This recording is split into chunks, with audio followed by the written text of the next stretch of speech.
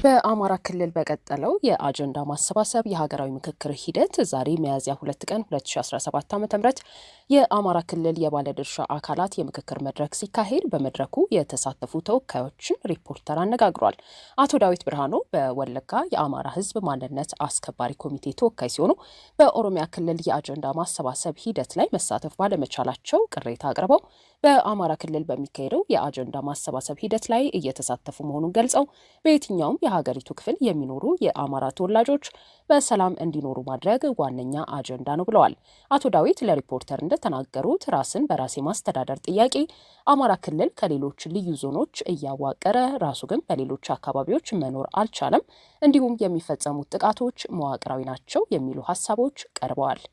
የመጀመሪያው በየትኛውም ክልል ላይ የሚኖሩ የአማራ ተወላጆች ብሔር ተኮር መገለል፣ መገፋት፣ የተለያዩ ብሔርን መሰረት ያደረገ የዘር ማጥፋት ጥቃት የደረሰባቸው ስላለ ይህ ነገር መቆም የሚችለው ለአንዴና ለመጨረሻ ጊዜ የተሳሳተ ትርክትን ወደኋላ በመተው ወደ አሳቂ ነገር ይሆናል ተብሎ የሚታሰበው የመጀመሪያው የሽግግር መንግስት ሲመሰረት ነው። የሁለተኛው በፖለቲካና የሲቪክ ማህበራት በማንነታቸው ምክንያት አንቂ በሚል ታስረው የሚገኙ ከፌዴራል እስከ ክልል ያሉ የአማራ ተወላጆች ሊቃን እነሱ እንዲፈቱ። ይህ ካልተደረገ ዝም ብሎ ድካም ነው የሚሆነው ትርፋችን። ምክንያቱም ተከስተደሩ ወንድሞቻችንን በተመሳሳይ አላማቸው ወለጋ ላይ መዋቅራዊ የሆነውን ዘር ፍጅት በመቃወም እንጂ ሌላ ፍርስ ናፍቋቸው አይደለም ነው ትልቁ መነሻችን። ይህን ነው እኛ እያቀረብን ያለ ነው። እነሱ ደግሞ ይህን ነገር መንግስት ከህዝብ ጋር ብቅ ብሎ በመምከር ጠቅላይ ሚኒስትሩ በዚህ ሀሳብ ፈቃደኛ ያልሆነ ንግግር ማድረጋቸውን አነሳን። ያን እንዳለ ቢሆንም ያን እንደ ማየት ስልጣን ህዝብ ነው፣ ህዝብን በማመካከር እንጂ የራስን ፍላጎት በማራመድ የሚሆን ነገር የለም በሚል ለመመካከር እንገደዳለን የሚል አቅጣጫ ነው እንግዲህ እያከራከሩ ያሉት እና ከዚህ አግባብ እኛም በኢትዮጵያ የመጀመሪያው የባንዲራ ጉዳይ በተመለከተ የትኛውም ቦታ የኢትዮጵያ ሰንደቅ ዓላማ ኦሮሚያ ላይ የሚቀደድበት መንገድ ከመቼ ነው? አማራ ደግሞ ከአዲስ አበባ የምትባል ከተማ ለመውጣት በሚሊዮን እየታገተ እየተጠየቀ የሚቀጥልበት ከመቼ ነው? ይህ የሚለው ነገር እንዴት ነው ሊቆም የሚችለው? ምክንያቱም መዋቅራዊ የሆነ እገታ፣ መዋቅራዊ የሆነ ዘር ፍጅት ነው እየተፈጸመብን ያለው። ባልቆመበት ሰዓት ላይ ተመካክረናል ብሎ የሚዲያ ግባት ብቻ ማቅረቡ ምን ጥቅም አለው? ምን ጥቅም አለው? አማራ ክልል ላይ በርካታ የልዩ ዞኖች መብት ተከብሮላቸው ልዩ ዞን እየተሰጡ አሁንም ሌላ ዞኖች እንዲያዋቅሩ እየተደረገ ክልሉ አንድነት እንዳይኖረው የመበተን ስራ እየተሰራብን ነው። በሌሎች ክልል ላይ ደግሞ ለምሳሌ ከ16 ሚሊዮን በላይ ወለጋ ላይ የሚኖሩ ኦሮሚያ ላይ የሚኖሩ የአማራ ተወላጆች አሉ። በተመሳሳይ ሌላ ክልል ላይ እንደዚሁ ቁጥራቸው ያን ያህል ባይጋነንም አማራ የሌለበት ስለሌለ በፌዴራሊዝም ስርዓት ሁሉም ራሱን በራሱ የማስተዳደር መብቱ እንዲከበርለት የመጀመሪያው መፍትሄው ሊሆን ይችላል ብለን እንዳቅጣጫ እናስቀምጣለን። በመቀጠል በፌዴሬሽን ምክር ቤት፣ በጠቅላይ ሚኒስትር ቢሮ፣ በፖለቲካ ፓርቲዎች፣ በህገ መንግስት አጣሪ ኮሚቴ፣ የወለጋ አማራ ማንነት አስከባሪ ኮሚቴ ከዚህም በኋላ አስተዳደራዊ በደል ስለደረሰብኝ አስተዳደራዊ በደል የሚሰፋልን ራሳችን በራሳችን ስናስተዳድር ብቻ ነው የሚል አቅጣጫ አስቀምጠን መልስ እየተጠባበቅን እንገኛለን። አቶ መልካሙ ታደሰ ከምስራቅ ጎጃም ዞን ተፈናቃዮችን ወክለው በምክክር መድረኩ የተሳተፉ ሲሆን ከሪፖርተር ጋር በነበራቸው ቆይታ በዋነኝነት ዜጎች እንዲፈናቀሉ የሚያደርገው የእርስ በርስ ጦርነት መሆኑን በመጥቀስ የፖለቲካ ትርክቶች መዛባት ሰዎች ወደ ጫካ እንዲገቡ ማድረጉ በአጀንዳነት ቀርቧል ብለዋል። በፖለቲካ ትርክትና በመዋቅር ደረጃ የሚፈጸሙ ማንነት ላይ ያነጣጠሩ ጥቃቶች እንዲቆሙ ተጠይቋል ሲሉም ተናግረዋል። መጀመሪያ አንድን ብሔር ያደረገ በገዢው ፓርቲ የታገዙ ያው ኦነግ ሸኔን በለው መጀመሪያ ጅምሩ ከኦነግ ሸኔ ነው። ስለዚህ አመላሽ የአማራ ህዝቦች በተለያዩ ክልላት እንዳይኖሩ ወይ ደግሞ የማፈናቀል ሁኔታ በቃ ነገሮችን ሁሉ በቃ እነሱን የበላይነት አይቶ አንዱን የበታችነት የሚያደርግ እስከ አዲስ አበባ ድረስ አዲስ አበባ የእኛ ናት በማለት መጥፎ ትርክት በማስተላለፍ በቪዲዮና በድምጽ የታገዘ መልዕክት በማስተላለፍ ህዝቦቹ ያው ከዚህ ተነሳሽነት አንጻር የአማራ ህዝብ የበታችነት እንዲያዩ አርጓቸዋል። በቃ ስለዚህ ከዚህ የተነሳ ያው መፈናቀሎች፣ መታረዶች፣ ያው ብዙ ነገሮች የተከሰቱትም መንስኤው አንዱ ይሄ ነው።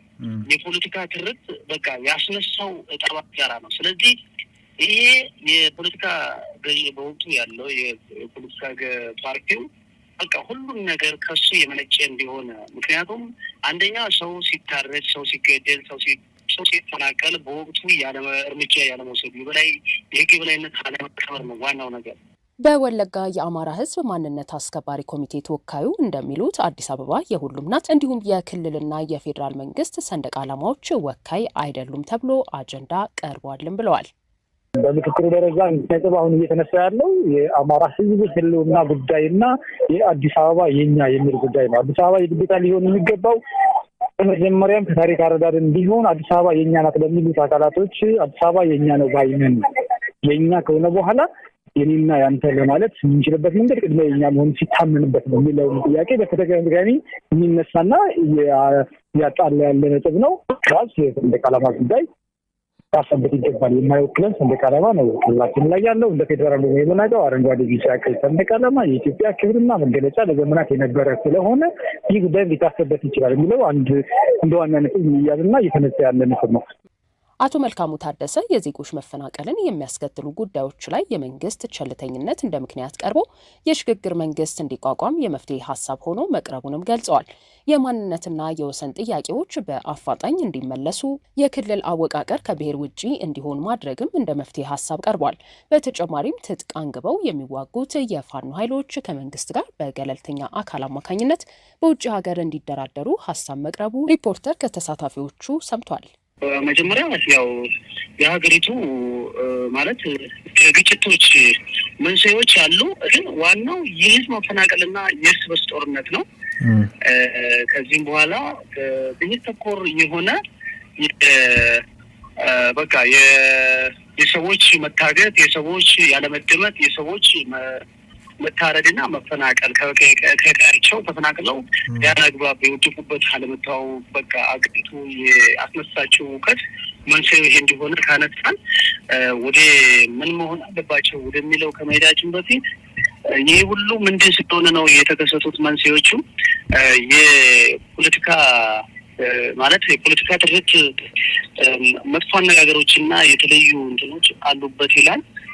ስለዚህ እነዚህን ታሳቢ ማድረግ ሀገራችን አሁን ታጥቀው ወደ ጫካ የገቡት የወንድሞቻችን በምን ምክንያት ነው የሚለው ነው ትልቁና መንስኤው ይሄው ነው።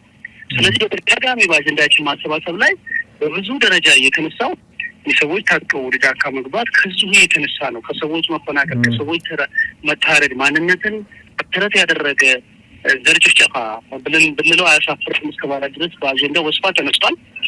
ስለዚህ መፍትሄዎች ምን መሆን አለባቸው የሚለው ደግሞ አለታስከትል የመጀመሪያ ይሄ ሁሉ ችግርና የሁሉ ድርጊት የተፈጠረው የፖለቲካ ፓርቲ የገዢ ፓርቲ ሊሮዳ ያባለበስ ብሎ ዝም ማለት ነው።